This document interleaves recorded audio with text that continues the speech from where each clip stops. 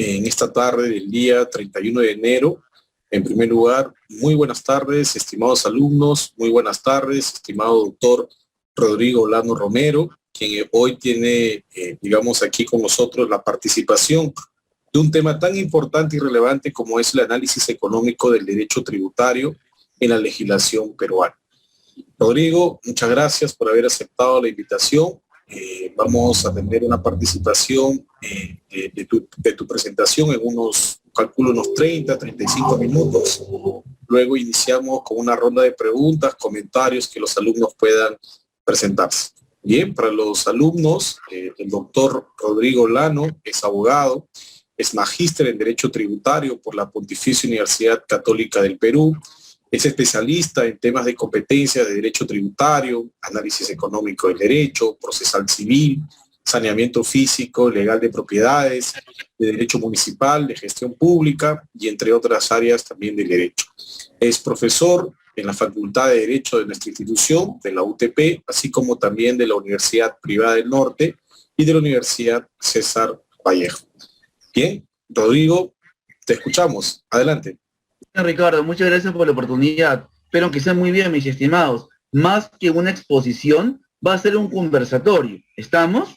Entonces pueden participar en cualquier momento, pueden prender sus micros y escribir, y así hacemos un espacio, tenemos un espacio totalmente interactivo, didáctico. ¿Sí? Muy bien, ¿listos para empezar? Con el análisis económico de los impuestos y específicamente en el Perú. Mis estimados, cuando leemos o escuchamos análisis económico, ¿a qué nos referimos? Estamos activando saberes previos. Los escucho, mis estimados, y yo los leo. ¿Qué es para ustedes análisis económico? ¿Qué comprende? ¿Qué vincula? A ver, no sé, Francisca, Adrián, a ver quién más tenemos por acá, Alejandro, Aurea, mis demás estimados, no sé qué quieren decir al respecto, Lisbeth, Pedro, Lida y Kimberly. A ver, Adrián, adelante, por favor. Sí, te escuchamos, Adrián. Perdón. ¿Cómo está? Buenas tardes, doctor. Hola, Adrián.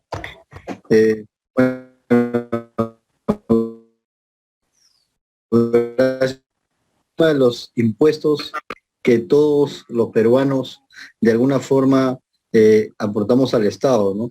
Muy bien. Más o menos tengo la noción de eso a lo que se refiere el análisis económico de los impuestos. Ok, muy bien, estás muy cerca. Esa es una definición de impuestos, ¿sí? Vamos primero a definir lo que es impuestos y luego lo que es análisis económico. Y lo vamos a ver de una manera práctica y participativa, como lo estamos haciendo hasta el momento, ¿sí? La clasificación de los tributos es tripartita, son tres: impuestos, tasas y contribuciones, ¿sí? Las tasas y las contribuciones es un tributo o son tributos vinculados. ¿Por qué? Porque la contraprestación, es decir, ¿cómo le estamos otorgando ingresos al Estado? Porque ese es un tipo de recaudación y la principal, porque el Estado recauda un promedio de 60% de impuestos y el resto de manera justamente originaria, de explotación de algún tipo de bienes que tenga a su nombre, a su dominio, o regalías mineras, o el tema de canon, etcétera. Entonces, impuesto es un tributo no vinculado porque la contraprestación que le hacemos al Estado no es individualizable ni es inmediata. Lo vemos a posterior y de manera genérica. Por ejemplo, seguridad ciudadana, ¿sí? Los centros de salud, los establecimientos de salud, el tema de semaforización, el pago de remuneraciones de funcionarios para que nos preste, nos brinde un servicio público, como ya como lo habíamos mencionado anteriormente. No va a ser un grupo, ni va a ser un individuo en específico que se va a ver beneficiado. Nos vamos a ver todos nosotros, ¿sí? Y eso es diferente a los tributos vinculados, como las tasas y las contribuciones que empezamos mencionando. Porque ahí sí recibimos una contraprestación, es decir, una obligación por parte del Estado y va a ser inmediata e individualizable. El claro ejemplo es salud. Uno se va a atender a salud, lo vemos y lo percibimos directamente, ese servicio que es salud, de manera inmediata e individualizable. Como servicio es genérico, todos tenemos que recibirlo, pero de manera concreta es la definición de lo que es un tributo vinculado. Otro ejemplo, uno va a la RENIEC para solicitar la expedición de una copia certificada de ¿qué? De nacimiento, por ejemplo, ¿no es cierto? O de defunción, o de matrimonio. Eso es un tributo vinculado de la especie tasa, que a su vez se divide en tres. Eso es un derecho, porque estamos recibiendo por parte del Estado un servicio justamente administrativo. Otro ejemplo claro de tasas, arbitrios, servicio público. ¿Qué específicamente? Barrio de calles, ¿no es cierto? Seguridad ciudadana y ¿qué más? Alumbrado público, ¿no? Y parques y jardines. También tenemos como un tributo vinculado a justamente lo que pagamos por previsión social, no solamente salud, sino también en su otra dimensión, pensiones, ¿no es cierto? Lo vamos a recibir cuando estemos por jubilar, una contraprestación, es decir, se nos va a reconocer los años de aporte. Eso es un claro ejemplo del tributo vinculado, ¿sí? Y análisis económico es la vinculación del derecho con la economía para justamente saber cómo incidimos, es decir, cómo los tributos nos afectan y afecta al bienestar general, a la eficiencia, ¿sí?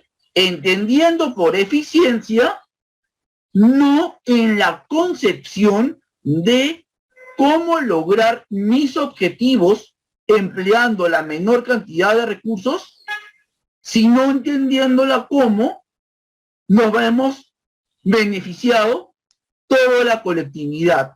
Los participantes del mercado, oferta y demanda, ofertantes y demandantes, es decir, ofertantes los que prestan servicios, los que venden bienes, y los demandantes quienes utilizan ese servicio, quienes compran esos bienes.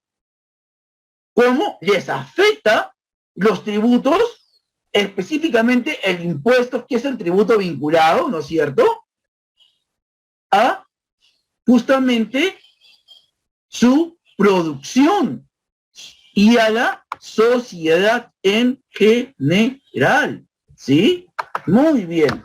Entonces, nos preguntamos, ¿cómo afectan los impuestos a la oferta y a la demanda? Es decir, al componente del mercado. Porque es así como se fijan los precios, la confluencia de la oferta con la demanda, ¿sí? Y lo vamos a responder al finalizar ese conversatorio. Entonces, mis estimados, vamos a ver de manera práctica, con una gráfica, cómo es la confluencia de precios, la conformación de precios, en otras palabras, cómo se fija el precio, qué eficiencia trae al mercado y cómo es cuando hay un impuesto de por medio. Acá tenemos la gráfica de la demanda, que es inversamente proporcional, por eso lo vemos en sentido descendiente, porque a mayor precio, menor cantidad consumida o menor cantidad de un servicio prestado. En cambio, la oferta tiene una variación o tiene una variante ascendente, porque mientras más unidades de producción tengo, mientras más unidades de servicios presto, más voy a tener de ingreso. Y este es el punto de equilibrio, el precio. Precio sin o punto de equilibrio sin impuesto. ¿Qué pasa cuando hay un impuesto? Se va cortando el margen de ganancia por parte del prestador del servicio o por parte del vendedor de ese bien, es decir, por parte del ofertante. ¿Y qué pasa con la demanda? También consume menos, porque ese producto se encarece. Porque finalmente quien soporta toda la carga, y eso lo vamos a ver en un impuesto al consumo, es el demandante y no es el productor porque lo traslada. Puede solicitar la devolución, como pasa con el IGB. Compra para completar el servicio o el bien que le va a trasladar al demandante o que el demandante va a consumir, se lo está dando, se lo está trasladando, ¿sí? Entonces se va cortando cuando hay un impuesto la cantidad de bienes que se van a consumir y por lo tanto va a tener una menor rentabilidad el ofertante. Y como vemos en gráfica, lo que el Estado recauda. Ya hemos visto cuál es el impacto en el mercado, pero ¿qué origina el que tenga un impuesto por parte del Estado? En otras palabras, comprender de manera práctica la recaudación. T es cuantía, Q es la cantidad vendida y T por Q son los ingresos que el Estado obtiene de esa confluencia de la oferta con la demanda. ¿Se acuerdan del precio de equilibrio original? ¿Qué pasa cuando hay un impuesto? Pues T por Q le da al Estado, esa es la recaudación que tiene el Estado por parte de esos impuestos que ha agravado esa riqueza, que ha agravado ese consumo, que ha agravado ese patrimonio. Porque un impuesto grava tres manifestaciones justamente económicas. Y eso significa que un impuesto está respetando la capacidad contributiva. Esa es la dimensión cualitativa de la no confiscatoriedad. Entonces vemos que T por Q es ese cuadrante que está resaltado de justamente de reteno o de celeste, ¿no? Entonces, ¿qué impacta? Impacta en esta gráfica que la podemos ver en la provisión, es decir, en la cantidad de unidades de ese servicio que se presta o de ese bien que se vende. Entonces, eso es la pérdida de eficiencia que repercute en todos nosotros. Y nos preguntamos, entonces, ¿por qué el Estado nos grava? ¿Por qué el Estado hace que tengamos que tributar? Por una sencilla razón, necesitan ingresos. Y son los que son más fáciles de recaudar. Y son los que más dan. Como hemos visto, representa casi el 60% de los ingresos del Estado. Entonces, y si no tuviera esos ingresos, ¿cómo prestaría servicios? ¿Cómo vamos a ver satisfechas nuestras necesidades públicas? La alimentación, la seguridad nacional, ¿cómo vamos a tener un alumbrado público, carreteras en buen estado? No hubiera forma, ¿no es cierto? Entonces se necesita, pero justamente tiene que generar una menor pérdida irrecuperable de eficiencia para que la sociedad en general se vea beneficiada, es decir, el productor pueda vender la mayor cantidad de unidades que pueda y obtener una buena rentabilidad. Y el demandante o los demandantes, es decir, los consumidores, puedan consumir, puedan acceder a una suficiencia de unidades. Porque finalmente el precio refleja calidad y cantidad del producto vendido. Calidad del producto y cantidad. Por eso que cuando se fijan los precios, genera escasez. Genera productos de mala calidad. Ya lo hemos vivido. Entonces, es inevitable tener una pérdida irrecuperable de eficiencia, que no es más que lo que sale de sumar en esos cuadrantes. Que si lo vemos, si lo comparamos con cuando no hay impuesto, cuando no hay gravamen, es mayor. Es decir, es mayor la eficiencia. Cuando hay impuestos se reduce. En cada impuesto, mis estimados, el MEF y la SUNAT hacen esto, o tienen que hacer ello, para que impacte de la menor manera posible. Porque no solamente hay que tomar en cuenta eso, sino también la cuantía. Porque con la cuantía, si tenemos un impuesto cuya tasa es muy elevada, o es una tasa plana, como el impuesto de la renta de primera, segunda y tercera categoría, primera, la tasa efectiva es 5%, segunda categoría igual, tercera categoría 29.5%, ¿sí? Pero la renta de trabajo es progresiva, vemos cuadrantes, ¿no es cierto? Cuando estamos trabajando en planilla, somos locadores de servicio, deducimos 7 UTs y luego vamos a ver los cuadrantes. Si supera tal monto, pagamos tanta tasa. Si superamos el otro monto, a la tasa anterior le sumamos la que viene y así sucesivamente. Eso es una tasa progresiva. En cambio, tasas flat, como se denominan, son las que tenemos acá con las 3 categorías, primera, segunda y tercera, pero con cuarta y quinta no. Todo eso impacta el diseño del sistema tributario, impacta en la eficiencia, como lo hemos visto.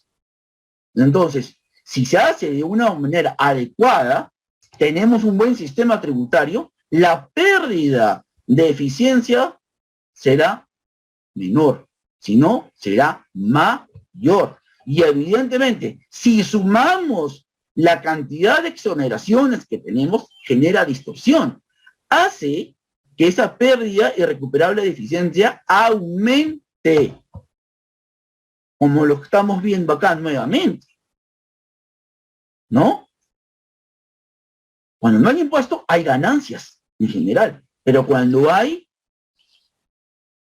justamente impuestos, genera una pérdida, que es inevitable. Ojo, pérdida no en el sentido en sí negativo, sino significa que de todas maneras hay una reducción, ¿sí? Pero lo positivo es que el Estado obtiene recursos. Lo positivo también es, dependiendo del mercado que tengamos, es decir, hay mercados que tienen sustitutos. Por ejemplo, las bebidas gaseosas. Por ejemplo, las bebidas alcohólicas. Pero es verdad también que quien consume determinado trago o determinada gaseosa, no ve como sustitutos. Entonces, dependiendo del análisis que uno hace, mientras más restrictivo sea el análisis, menos sustitutos vamos a encontrar. El mercado, claro, que no tiene sustitutos es la sal. ¿Hay un sustituto de la sal? No. Entonces, cuando no tiene sustitutos, se dice que su demanda es inelástica. Pongas lo que pongas, igual se va a consumir. Pero ¿qué pasa si tiene sustitutos? Si tiene una demanda elástica, ¿qué pasa con la pérdida de eficiencia? Va a ser mayor, porque se van a ir a los sustitutos. El Estado va a dejar de recaudar. Ahí viene la eficiencia. Pero también hay que comprenderla como un todo, ¿no? Entonces hay que tener bastante cuidado con diseñar un sistema tributario. Entonces, ¿de qué depende la pérdida irrecuperable de eficiencia? Justamente si tiene o no tiene sustitutos. Por el lado de la demanda y por el lado de la oferta. En definitiva, depende justamente si tiene una elasticidad negativa o positiva. En otras palabras, negativa, inelástica. Positiva, elástica. Porque claro, si yo voy a poner un impuesto a un producto que no tiene sustitutos, evidentemente ahí sí va a ser mayor porque voy a producir menos. No me da para producir más. En cambio, si hay sustitutos, tengo alternativa yo, que si grabo un bien, me voy a consumir otro o produzco otro que no esté grabado de una manera mucho menos justamente incidida, ¿no? De una menor medida. Por eso cuando escuchamos, mis estimados, decir, ¿no? Ok, acá hay 2 productos, ¿no? Que uno se me graba con tal tasa o tengo, por ejemplo, tal sector que voy a dedicarme. Tengo uno que se me graba, el otro que no se me graba. Entonces voy porque se me graba menos o porque no se me graba. Voy a producir un bien que de repente esté exonerado y no un bien que esté grabado. Porque ahí la pérdida justamente de eficiencia va a ser menor. Voy a tener una mayor rentabilidad, por así decirlo. Pero la rentabilidad no solamente es función de los impuestos, también es justamente de las características que tenga la empresa. Por eso es que la cuantía del impuesto, mis estimados, la alícuota de la tasa, que repercute mucho también en la pérdida de eficiencia social. Cuando la oferta tiene justamente elasticidad, hay insumos que sustituyen a lo otro, y yo intento grabar, la pérdida es grande, porque me va a demandar más y voy a ganar menos porque le tengo que compartir con el Estado. ¿Sí? Entonces siempre en el lado izquierdo vamos a ver lo que es el precio y en el lado derecho vamos a ver lo que es la cantidad.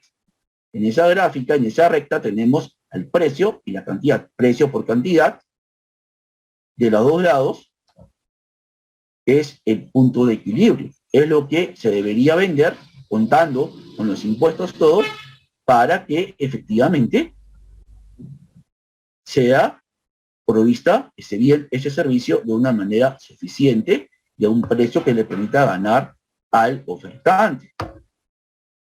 Este es el claro ejemplo cuando la demanda es relativamente elástica, ¿no? Entonces, y luego nos preguntamos, ¿y cómo aterrizamos todo eso en un ejemplo concreto? Vamos a verlo, ¿sí? En las bolsas plásticas, en el impuesto al plástico, ¿sí? Que rige de 2019, ¿nos acordamos? Este año, si vamos a comprar una bolsa plástica, ¿cuánto nos sale? 40 centavos. Este es el impuesto que tiene que pagar el consumidor, porque lo pagamos de manera indirecta. Nosotros no vamos a la SUNAT, ¿no? A decirle, a declarar y a pagarlo. Lo hacemos de manera indirecta. Nos incide a nosotros lo soportamos.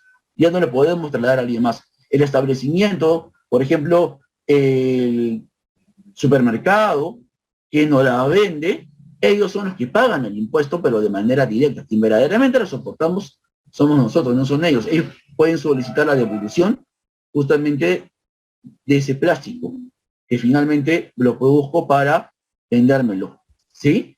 Pero antes de verlo de manera gráfica, es importante comprender los criterios o la función económica que cumple un impuesto indirecto.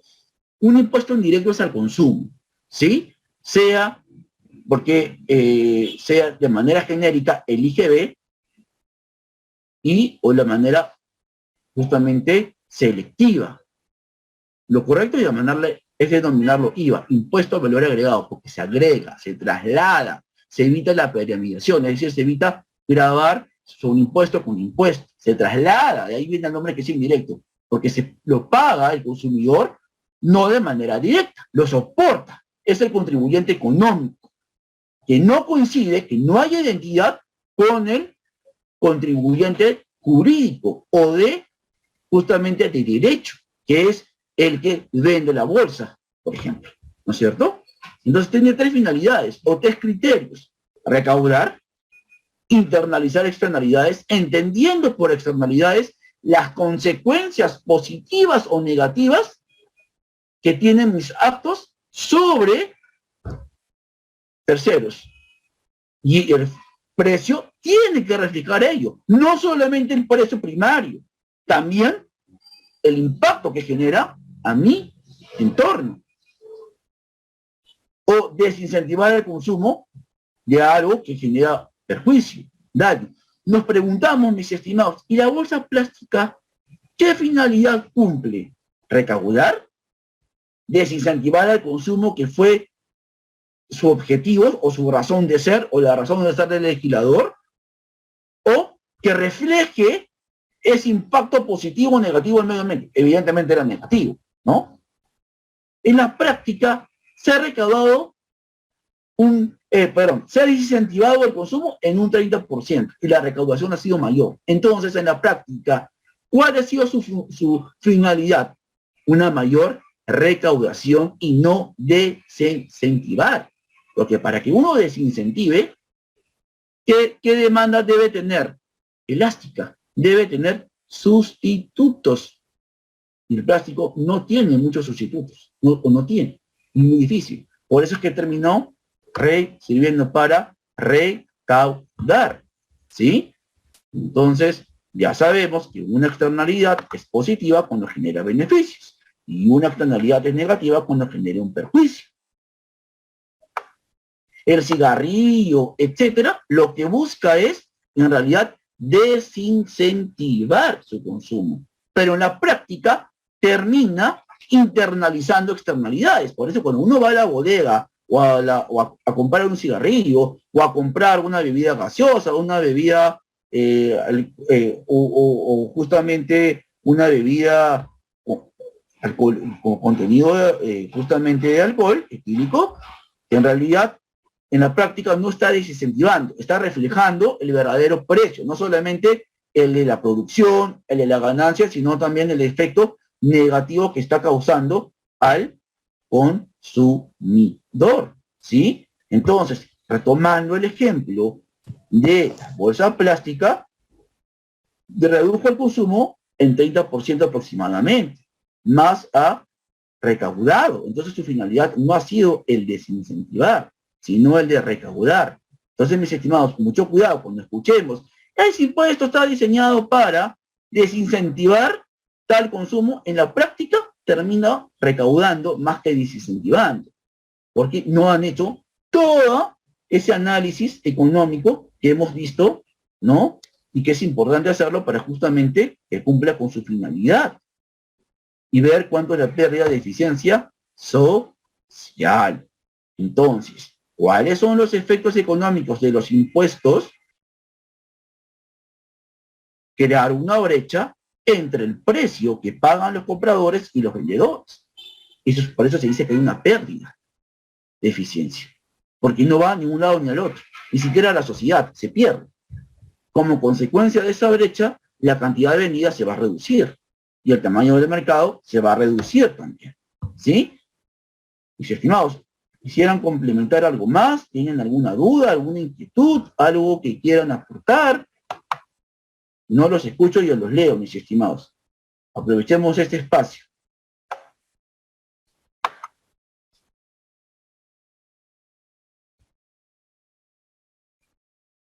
No sé quién quisiera participar prendiendo su micro y o escribiendo. ¿Sí? Esa es una aproximación al análisis económico del derecho. También hay otro aspecto muy importante del derecho, que es su función económica. Entonces el derecho es mucho más práctico de lo que uno piensa. Se vincula mucho con la economía, ¿no es cierto? Y eso es lo que permite asignar los recursos escasos a sus usos más valiosos. Y esa es una función del derecho. También ayudar a que la convivencia sea lo más armónica posible. ¿Sí? Muy bien, mis estimados, esto sería todo en cuanto a la exposición. Y ahora paso, no sé, a las rondas de preguntas o de inquietudes que puedan tener.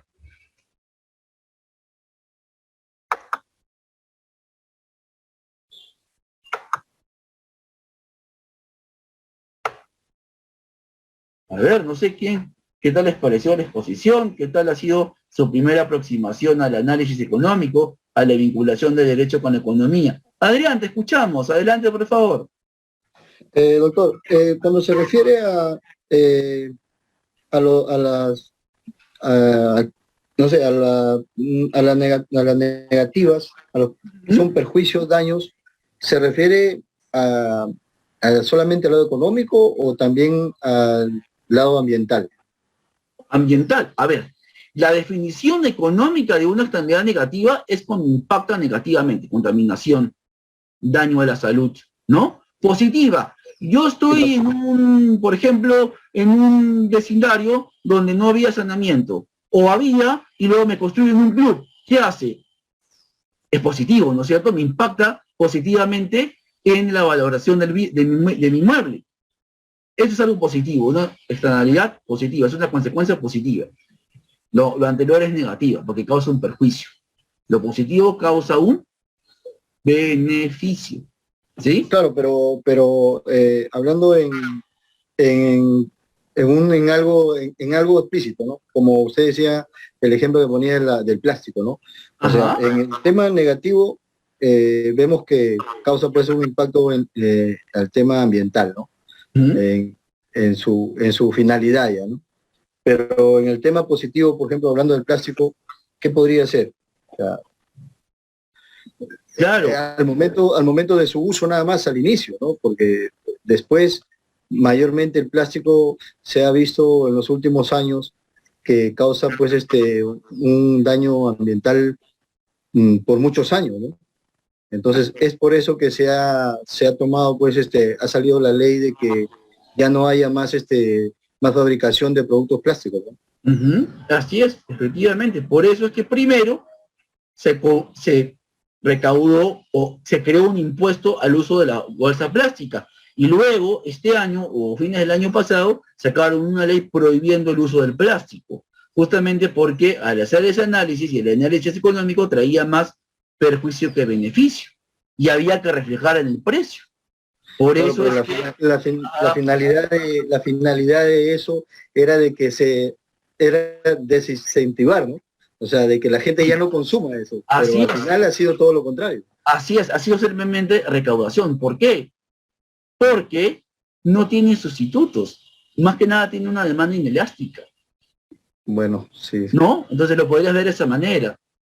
Casi no tiene sustitutos. Por eso es que no logras incentivar. Tú desincentivas cuando tienes sustitutos. O no tú le grabas, lo encareces. Entonces te vas a aquello que no te encarezca. Igual la gente sigue consumiendo el tema del plástico porque no hay un sustituto. Igual, cada vez vas a un lugar diferente, está en diferentes precios. Sí, pero igual lo compramos, ¿no? Para llamar a sus productos. Así es. Sí. Por eso, la lógica económica es porque no tiene sustitutos. Pues yo creo que por ahí, al mismo tiempo que hicieron esta ley con respecto al plástico, debieron incentivar a consumir o a comprar otro tipo de productos que pueda ir sustituyendo a esto. De acuerdo. Si no, va a ser lo mismo y de repente la demanda va a ser más. Muy buena observación, Adrián. Claro, yo primero creo sustitutos o incentivo a que haya sustitutos. Luego lo grabo para desincentivar para que vayan a sus sustitutos y que en la práctica no termine recaudando si no cumple con la finalidad para la cual fue diseñada, que era desincentivar su consumo, porque el perjuicio, la externalidad negativa es significativa, ¿no? Claro, y no solamente bueno en el medio ambiental, porque también para la persona, para los consumidores, ¿no? Porque quiera o no, de alguna u otra forma, igual lo sigues consumiendo. Está más caro, igual lo consumes porque no hay otra alternativa. Y su degradación es a cientos de años. Entonces, finalmente uno también ve las consecuencias de eso, porque incrementa la contaminación, ¿no? Y eso nos daña la salud, justamente nos pone en peligro la vida misma. Sí, pues. Así es, Adrián. Muy pertinente tu intervención. Así es. Muy bien, ¿alguien más quisiera intervenir, complementando, teniendo alguna duda? Si no, ya, porque sé que tienen clases también ahorita, ¿no? A las 6:30, creo. Muy bien, mis estimados, todo ha estado claro. Excelente. Qué bueno, entonces ya damos por finalizado el conversatorio, Ricardo.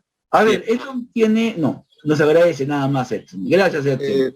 Doctor, una consulta. No sé si puede ser posible de que de repente nos envíen unas diapositivas, algo, de repente un link para poder ir también de repente repasando algo más, ¿no? Por supuesto, me comprometo a canalizar las diapositivas, no sé, a través de Ricardo puede ser, para que les haga llegar o a través de... Sí. Puedes colocar tu correo por el chat. Sí. Los alumnos que desean las diapositivas pueden solicitarlo. Claro que sí. A ver, le voy a dar mi correo institucional, c21555@utp.edu.pe. Ahí está mi correo institucional. Y mi nombre también voy a colocar, digo, plano medio.